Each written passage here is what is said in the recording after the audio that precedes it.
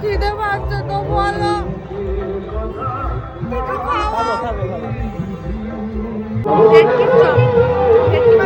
Hello বন্ধুরা, আশা করি তোমরা সবাই খুব ভালো আছো। আমিও খুব ভালো আছি। তো আমরা চলে গেছিলাম সেদিন একটা মেলাতে। তো মেলাতে গিয়ে আমরা দেখতে পাই পাঁশকুড়া স্পেশাল চপের দোকান। তো আমরা সেখানে যাই আর গিয়ে আমরা ভেটকি মাছের চপ প্রথমে অর্ডার করি। তারপরে দেখো আমাদের হাতে গরম গরম ভেটকির চপ চলে এলো।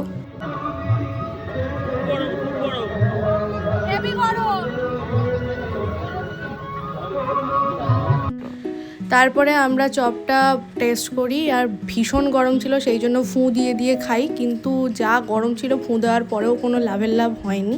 কিন্তু চপটা খেতে হেভি টেস্টি ছিল। তো তারপরে আমরা ভিতরটাতেও দেখি যে ভেটকির ফিলিংটা ছিল, ওটা পুরো ভর্তি ভর্তি করে ঠাসা ছিল। ইট ওয়াজ ভেরি স্যাটিসফাইং।